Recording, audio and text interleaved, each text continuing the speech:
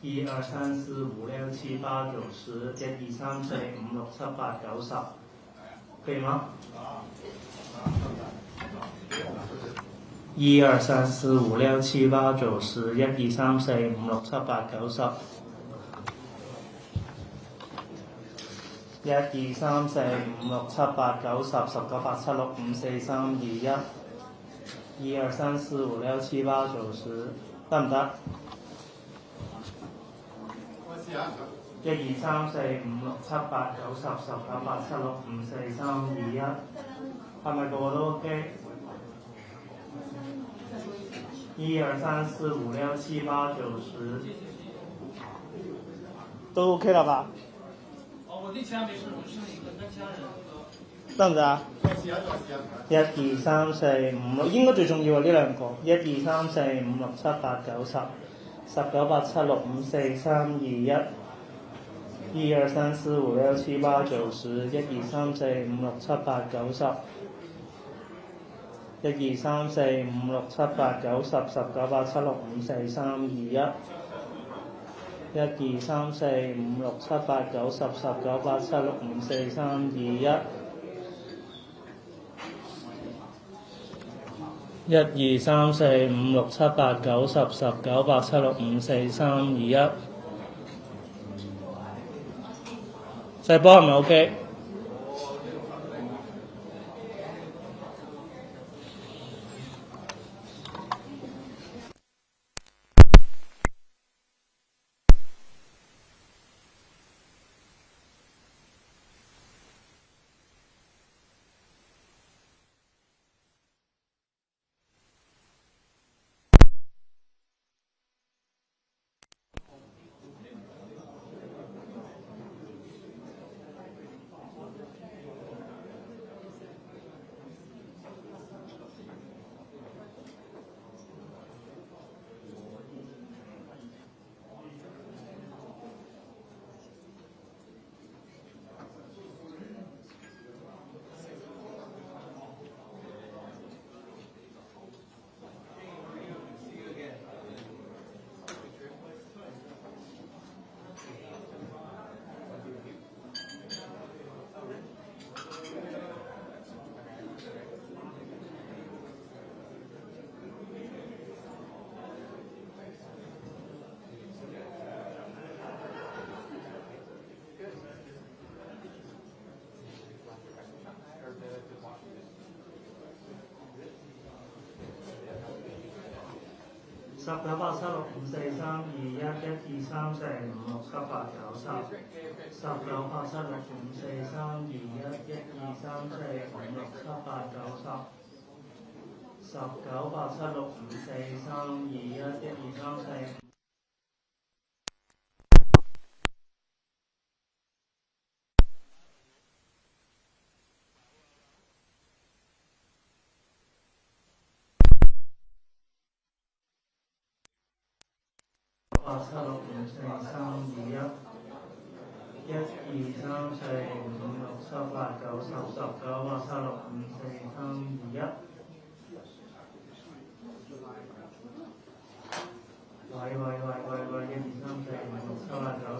4、3、2、1。1、2、3、4、5、6、7、8、9、10、19、8、7、6、5、4、3、2、1。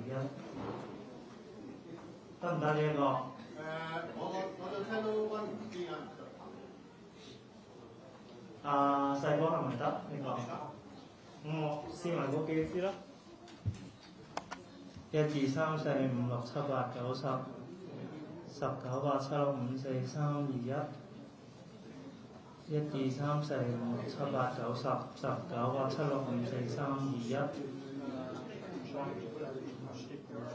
阿葉，你如果唔 OK，你不如擺個 minus 出嚟啦，擺去台面啦，你將個 minus。1、2、3、4、5、6、7、8、9、10、19、8、7、6、5、4、3、2、1。1、2、3、4、5、6、7、8、9、10、19、8、7、6、5、4、3、2、1。得唔得？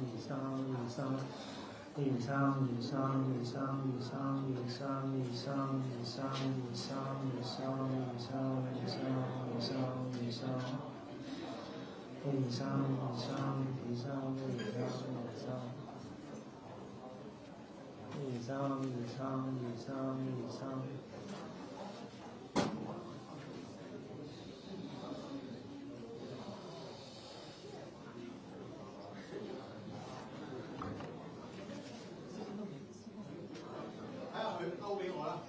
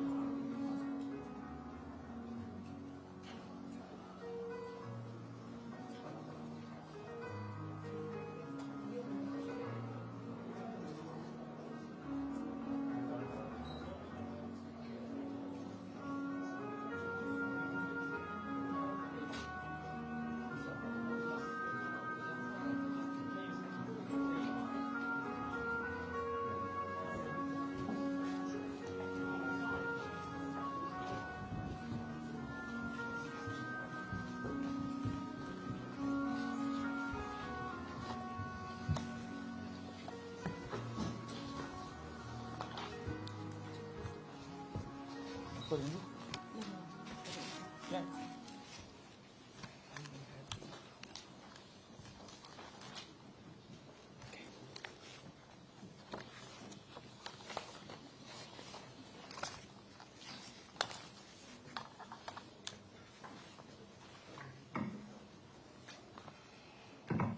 afternoon, everyone.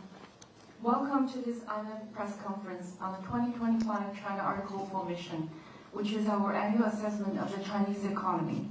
My name is Ting Yan from Communications Department at the IMF. I'm pleased to be joined today by our three speakers.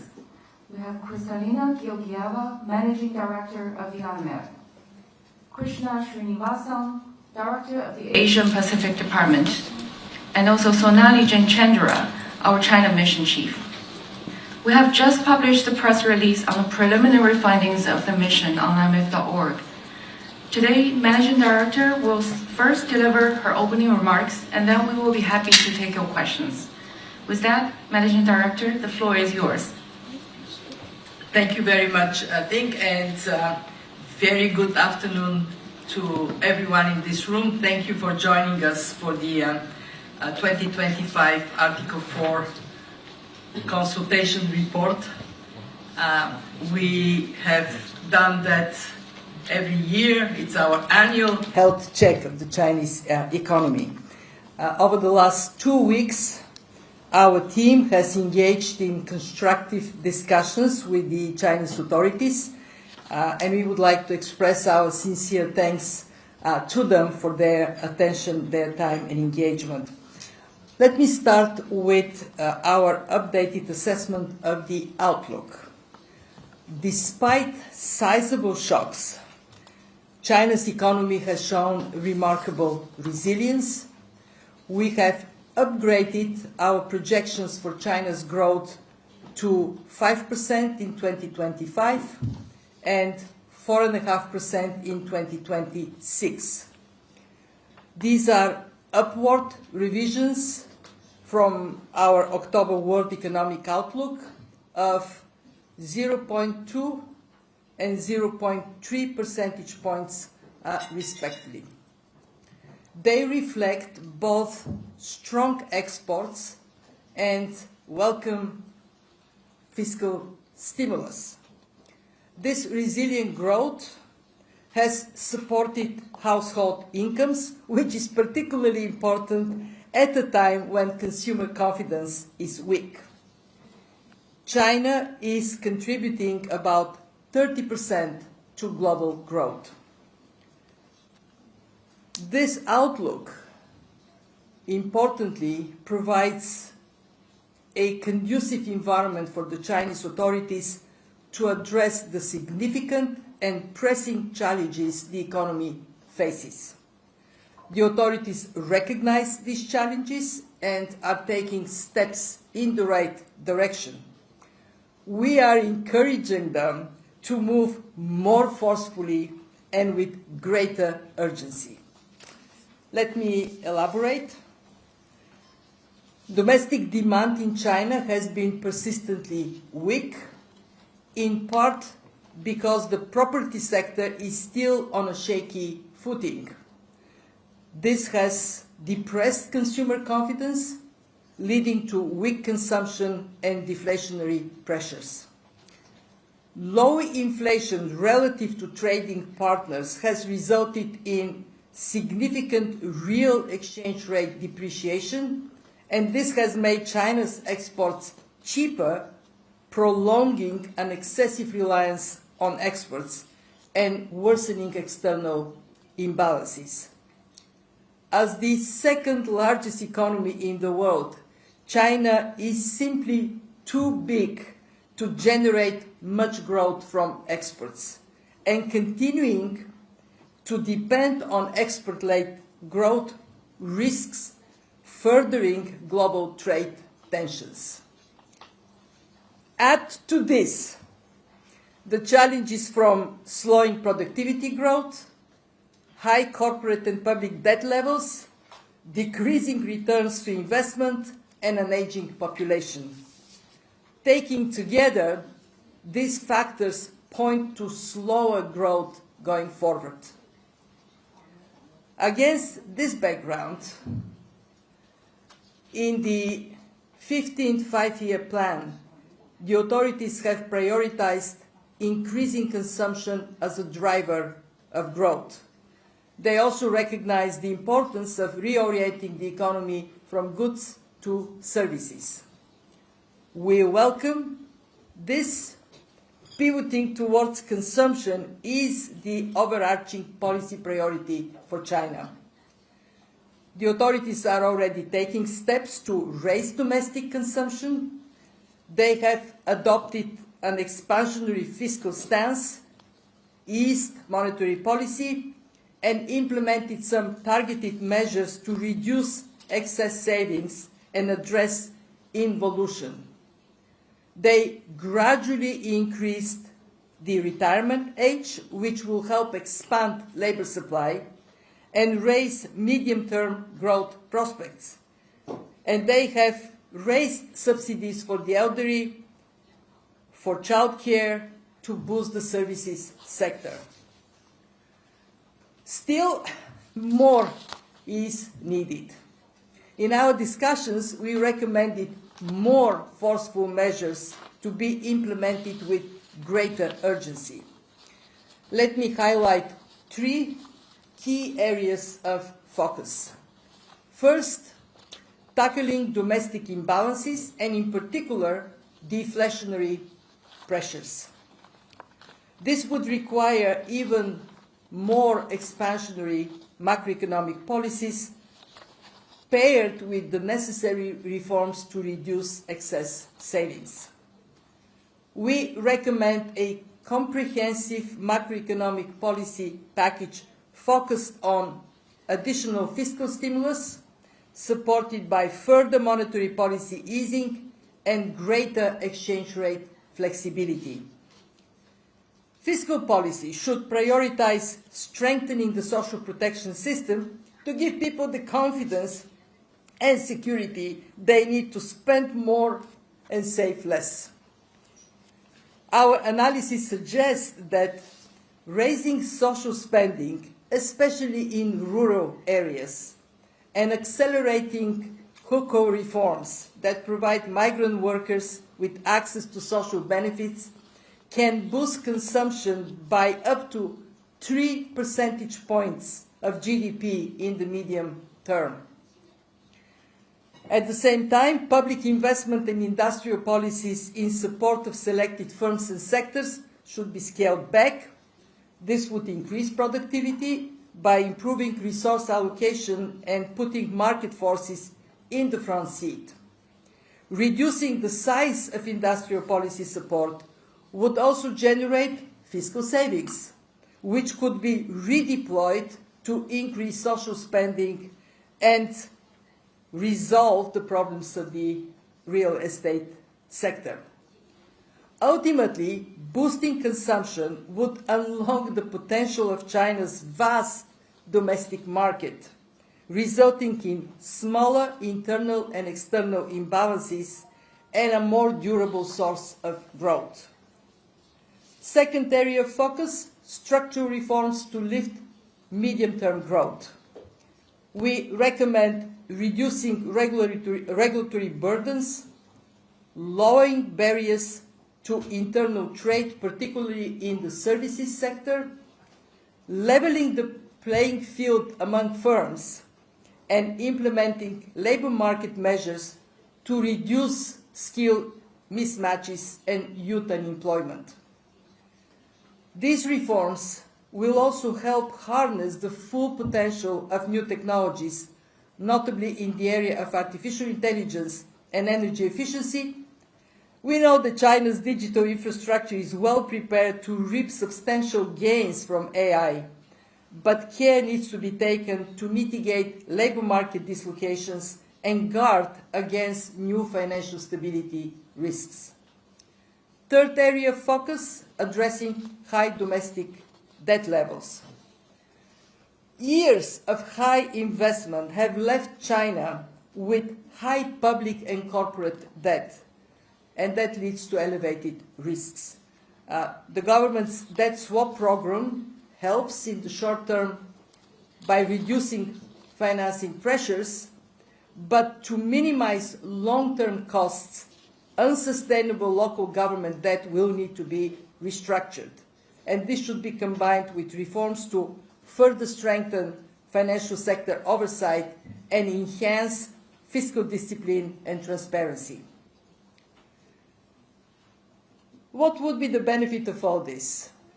We calculate that making material progress in these three essential priorities could substantially raise China's GDP level by about 2.5% by 2030, creating some additional 18 million jobs and simultaneously reducing deflationary pressures. It would also help with an appreciation of the real exchange rate and a smaller current account deficit. A better balanced Chinese economy, internally and externally, also means a stronger and healthier global economy.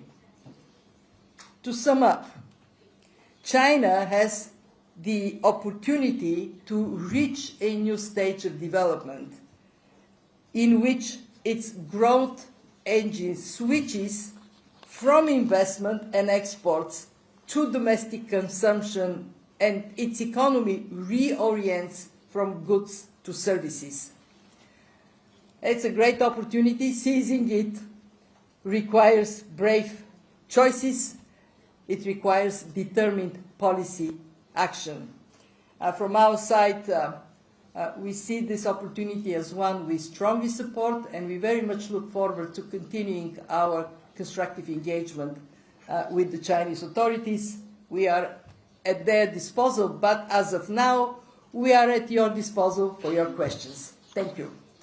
Thank you very much, Managing Director. If you have any questions, please raise your hands and identify yourself with name and media organization, and try to please be brief. First question, let me go to the lady in the first row here. This one, in purple. Thank you. Managing Director, good afternoon, and I'm Gawea with Ita Media Group. So I wonder, how do you assess China's growth potential for the year 2026? And more specifically, as China deepens its pursuit of high-quality development, how do you envision this structural transition adapting to the global trade landscape and boosting world economic growth amid all kinds of uncertainties? Thank you. Thank you for your question. As I said in the very beginning, we have upgraded our growth projections both for 2025 and 2026. For 2026, we project growth at 4.5%. This is below the level we project for 2025. In other words, we do see a slight slowdown in economic growth in China for two reasons. First, because we anticipate some falling of exports in the environment of higher trade tensions. And second reason, it would take time for the domestic sources of growth to kick in. The Chinese economy is very big. It's like a big ship. Changing course takes time, and therefore we see domestic consumption and investments still being somewhat weaker. And that is the reason why for 2026 we see slightly lower growth. But let's be clear, 4.5% is still way above what we project for global growth. Our expectation for global growth for 26 is 3.2%. In other words, the resilience China has demonstrated this year is sustained in 2026. Thank you. Let me go to this side, the lady in the first row here. Yes, thank you. Good afternoon, Managing Director. I'm Ren Jun from Xinhua News Agency. And my question is, China has proposed its new 5-year plan, and what aspects are your major focus? What do you expect in the coming 5 years in terms of new ideas, new opportunities, which will shape China's future? Thank you. Thank you. Great question. Let's start by reflecting on China's track record. And it is quite impressive. The 14th 5-year plan had growth targets and objectives, and when we look at implementation, it has been quite strong.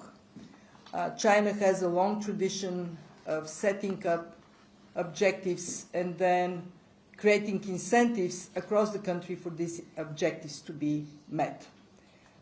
For the 15th 5-year plan, China emphasizes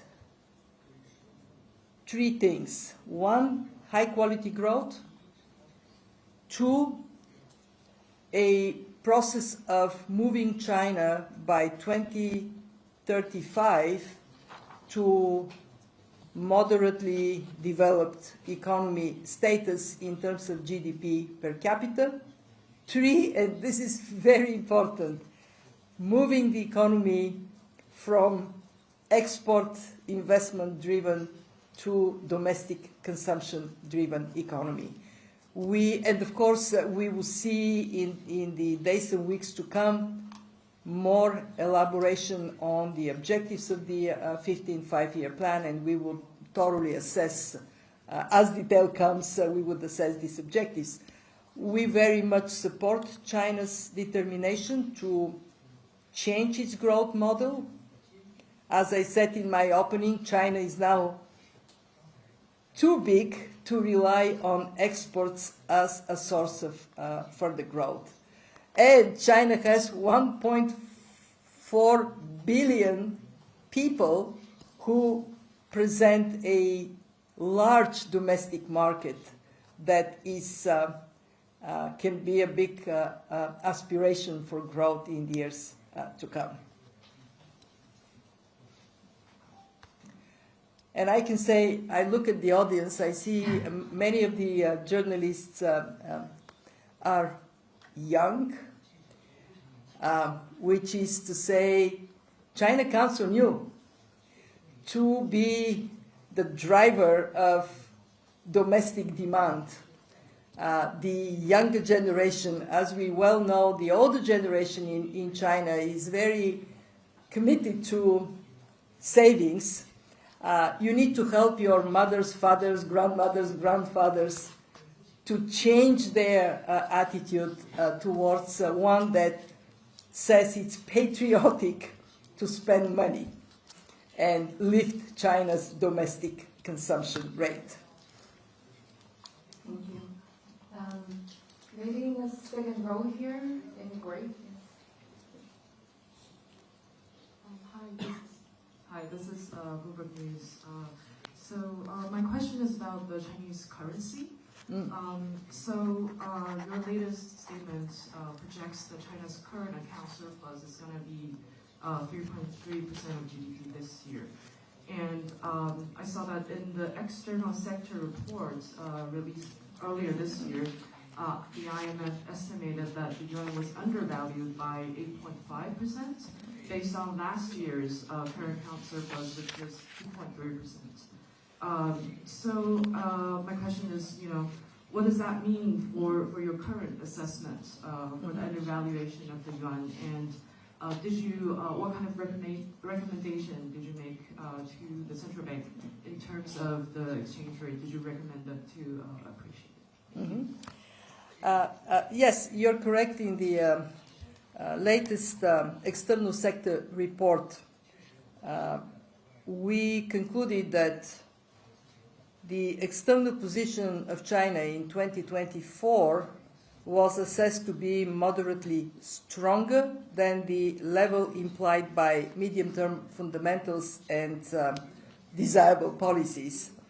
For 2025, as you indicated in your question, indeed, the year-to-date current account has increased further. We will provide our assessment in the 2025 report. It is forthcoming.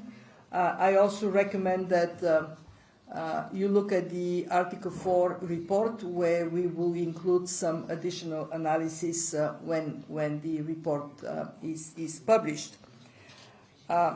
We are not seeing a very significant material difference, and therefore the policy recommendations are going to be very similar to what we had in the last external sector report. We would like to see China with exchange rate that is flexible on both sides, up or down, based on fundamentals. And I'm going to ask my colleagues, they may want to elaborate a little bit further. But I mean, just to answer your question directly, we haven't recommended explicitly action to appreciate the RMB. What we want to see is market-based exchange rate that reflects fundamentals. Anything you want to add? Yeah, go ahead. Yeah. This is our mission chief, so whenever you want more details, go after her. If I could elaborate on what the managing director said, indeed the qualitative policy recommendations are very similar to what was contained in the external sector report for 2025, which had the 2024 assessment. And here the key message is that macro policies need to be much more focused, need to focus on forcefully boosting domestic demand, with a focus on consumption as well as resolving the property sector. So boosting domestic demand will reflate the economy, lift inflation, and lead to an appreciation of the real exchange rate. And this will help close internal and external imbalances. As the managing director said, on the side of the nominal exchange rate, we recommend greater flexibility in both directions. Thank you. And basically, create the environment for stronger domestic demand. Yes, who is next? Let's go the third row here, the gentleman in the third row. Yes. Thank you. Thank you very much. From the Wall Street Journal. I just have a question about industrial policy, which you alluded to in your opening remarks. China's levels of industrial policy are very high right now, including as a percentage of GDP. They're much higher than many peer nations. In your conversations with Chinese officials, did you get any indication from them that they were willing to consider bringing down the levels of industrial policy during the next 5-year plan? Obviously against the backdrop of a self-reliance campaign, science and technology that remains, that's picking up steam, shall we say. And related to that, if I could just add, in the IMF's view, Chinese officials indicate to us that they think they can do both at once, raise consumption while also carry out industrial policy at a very aggressive level.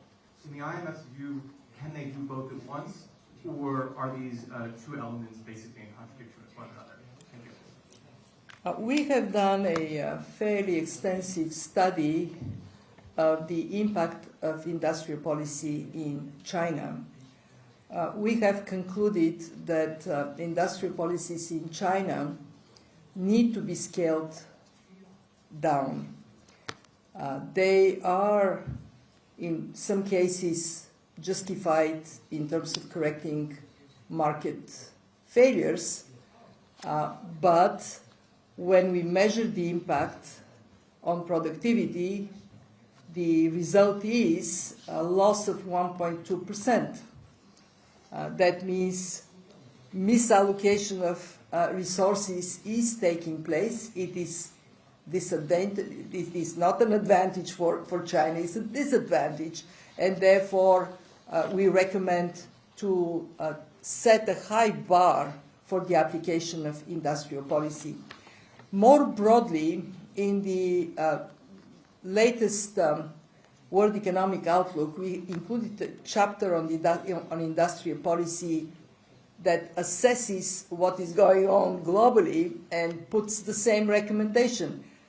Have a very high bar, apply industrial policy where it is justified, and don't use it willy-nilly because you're harming your economy. You're leading to misallocation of capital and labor.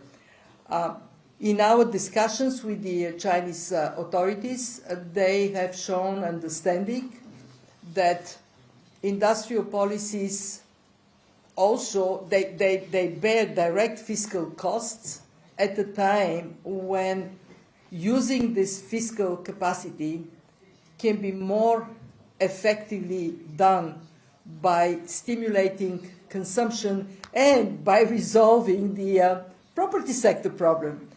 We calculated that to resolve resolutely the property sector problem, China will have to spend over the next 3 years 5% of GDP. This has to come from a tighter management of fiscal space, including tighter application of industrial policies. Anything you want to add? No, you got it. Okay, so we're good. Next. Back to this side, the second row here, the lady in the second row. Thank you very much. Speaking of the property sector, my question is that knowing that property sector is somehow shrinking the resident wealth in China, and what's IMF's view on the interaction between the property sector and consumption in China, and how would you how was the discussion with the Chinese authorities on that perspective, and what is IMF's advice for China in the future? Well, we recognize that this has been a protracted problem to solve, and it has been a significant drag on consumer confidence in China. The impact is twofold. One, people feel more compelled to save because the asset they rely on has lost some value. And two, the unfinished business means that there are places where there is demand for real estate, and it is hard for this demand to be met. The Chinese authorities have taken a set of measures to address the property sector, so it's not like they don't realize that there is a problem. They do, and they are taking action. Our advice to them is to be more determined, more decisive, and there are two things we think that they can do more actively. One, let developers that are unviable exit. And that would be a way to reduce the liabilities related to the property sector problem. And two, be more proactive where it is meaningful to get completion of unfinished housing. On the first one, we think that there is still the need for more decisiveness to let unviable developers exit. We have been actually urging more attention for closure on this problem. We call them, I'm sure you know, zombie firms. Well, let them, the zombies go away. Just to address your point, if you look at consumer confidence, it's been plummeting since the real estate crisis began, right? So the point here is that if you address the problem in a very comprehensive way, that should revive consumer confidence and help in the consumption pickup. So that's the whole idea, that spend 5% of GDP over the next 3 years, fix the problem on a permanent basis. That should provide a fillip to consumption going forward. Thank you. Lady in the first row here in Logan. Yeah, here. Thank you. Thank you. I'm from CNBC. I was wondering if your assessment of China's tech policy plans for the next 5 years, what impact that's going to have on the spillover to other economies, since you mentioned exports and rising global tensions. Thank you. What China has been determined to invest in R&D and to be an innovation-driven economy. When we assess preparedness for AI, for example, we have an index at the IMF that measures how well countries are prepared for AI on 4 indicators: digital infrastructure, labor market adaptability, how innovation flows across the economy, and regulation and ethics. China is #1 among emerging markets. So we expect that this direction of supporting innovation will continue. What we hope to see is to let more market forces determine the expansion of companies, and that to let competition play its role more. And I want to say that unquestionably, the speed with which technology is impacting the way we work, we live, we interact with each other would be a major focus here and in other countries. The risk is to try to determine where technology is going to go and put a bet from the public pocket on it. What we support is to let private bets more to determine what technology, in what way, is going to develop. I want to put a praise for China's advancements in green technology. Clearly that is good for the economy, and it's also good for quality of life. Everybody who lives here in Beijing appreciates the fact that there are more EVs on the road now than before. So there has been some positive developments, but there is a risk of determination from the public pocket, from the public purse, oversized vis-à-vis what normally should be competitive forces and private investments. Next, let's go to the gentleman in the third row here. Good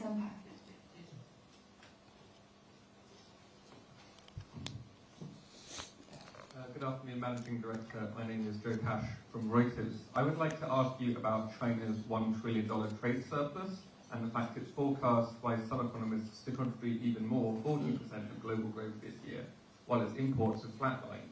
French President Macron last weekend said that he had threatened Beijing with tariffs while he was here, and supporters of Trump's tariff policies say that they are necessary to push Beijing to boost its domestic demand. So what does the IMF say to governments that feel they have no choice but to place tariffs on Chinese goods because their manufacturing sectors are being hollowed out by cheap Chinese exports? Thank you. The focus of our engagement with China during these 2 weeks and the focus of our analytical work that led to this engagement has been to support China's reorientation of the economy from export-led to domestic consumption-based economy. Indeed, when we look at the data for this year, net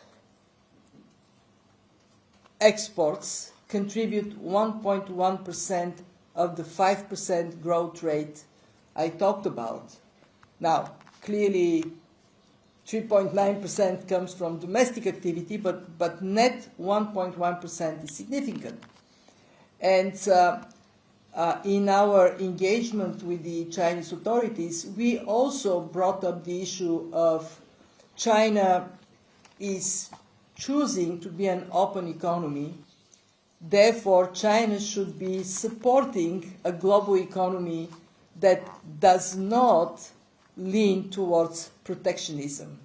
And that is to say that China has an interest to accelerate its growth transformation so as to not provoke other countries to take measures to curb down Chinese exports. And that is what we stand for. We have been very clear in our engagement that we think it is beneficial for China, it is beneficial for the world economy, for China to accelerate a transformation that is now long overdue. Maybe in the second row, here back. This one. No, the other one. Thank you. Thank you. Managing Director Georgieva and Lanshu from China Daily. So as you just mentioned, a better internal and external balance of the China economy is not only good for China, but good for the world.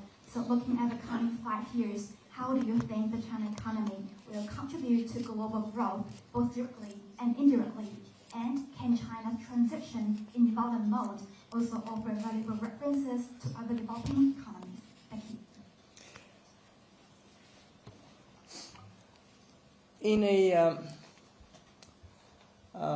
rapidly changing global environment, one of the important ingredients of economic policy is agility and flexibility to reflect changing circumstances domestically and globally. We just talked about the importance for China to recognize that no more it can rely on export-led growth, including because continuous reliance is likely to lead to actions of trading partners that would go against China's stated objective to have an open, integrated world economy.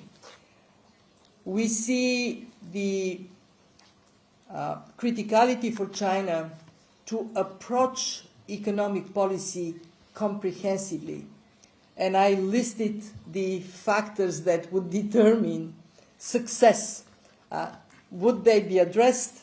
We believe China can come out with stronger growth position and better employment environment.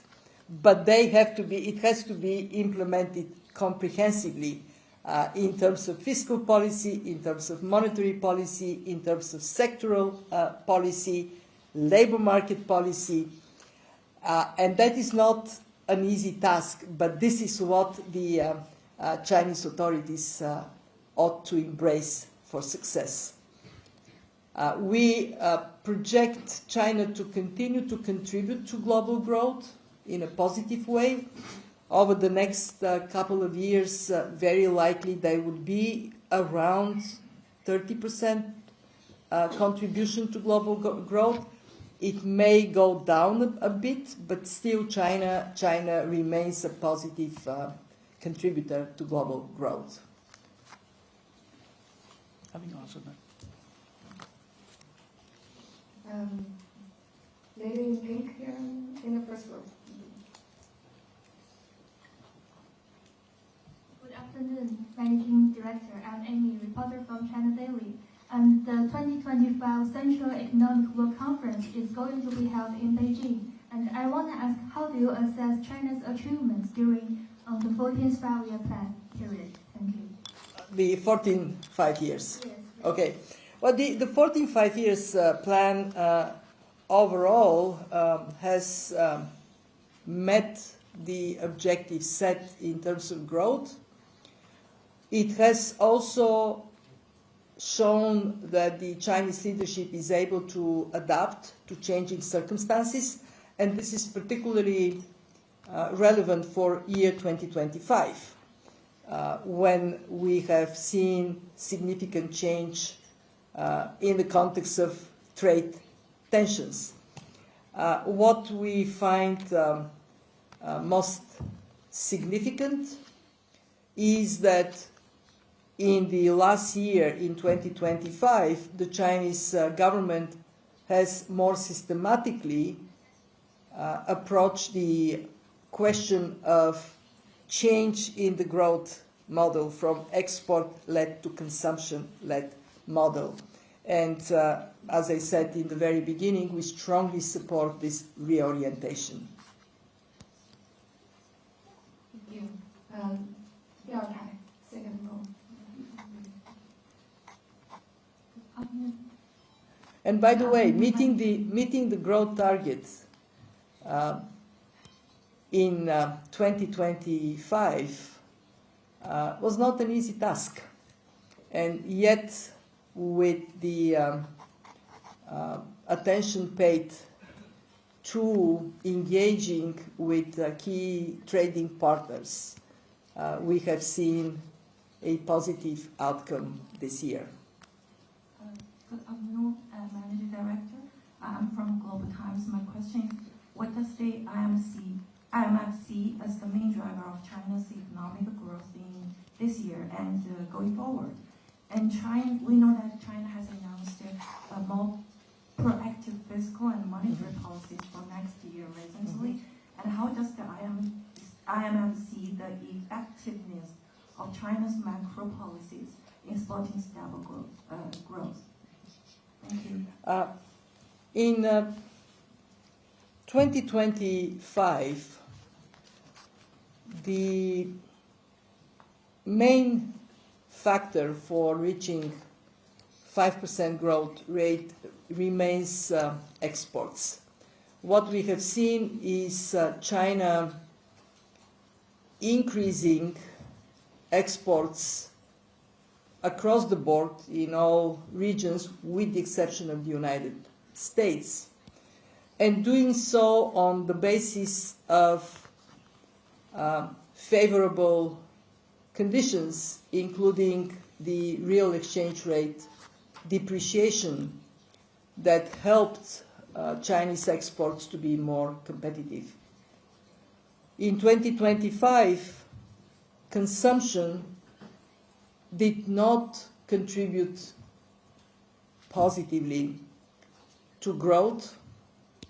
It was consumption remained somewhat weak, and similarly, investments in this year have seen somewhat weaker performance.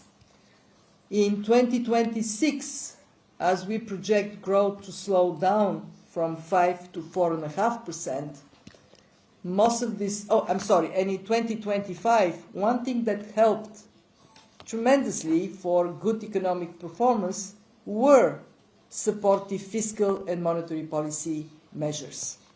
In 2026, we project somewhat slower growth, going from 5 to 4.5%, mostly because we anticipate somewhat less favorable external performance. And one of your colleagues asked a question: what would other countries do if China continues to be a source of significant supply of cheaper goods? So that is going to be a factor affecting China, and therefore we strongly support the government coming up with fiscal and monetary policy measures to secure the performance of the economy and to support the shift towards more domestic consumption.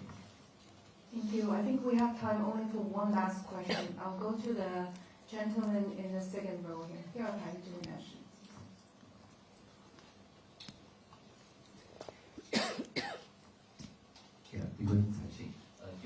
I want to ask what you mentioned twice, which is youth, and I want to go after both you and Sonali. You mentioned in the second area, recommending China implementing labor market reform to address skill mismatch and youth unemployment. We know, as you explained, youth unemployment in China is perhaps exacerbated by AI, in addition to China's macroeconomic imbalance. And we see both in US and maybe also in India, there is more hiring freeze than outright layoff due to AI. And given China's bigger public sector and SOEs, layoff is perhaps more difficult in China, which could in turn put bigger pressure on recruiting younger graduates. So a two-part question. So for China, what specific labor market reform IMF had in mind when writing that recommendation? And in general, how to counter this challenge for AI for all countries? Thank you for your question. I can tell you this is one of the questions that make me wake up in the middle of the night because it is not easy to answer. The generic answer is do two things: labor market flexibility combined with security. Flex security, so you provide some security to people. They don't find themselves in desperate situations if there is impact on employment, but you also make it easy for people to move from one job to another, from one location, physical location, to another. And then provide support on skills so people can take on new jobs that will become available. When we assess the impact of AI on the labor market, globally, we see about 40% of jobs being impacted, either enhanced, the job becomes more productive, changed, or eliminated. 40% is like a tsunami hitting the labor market. And our recommendation to governments is don't underestimate the significance of what is going to be happening.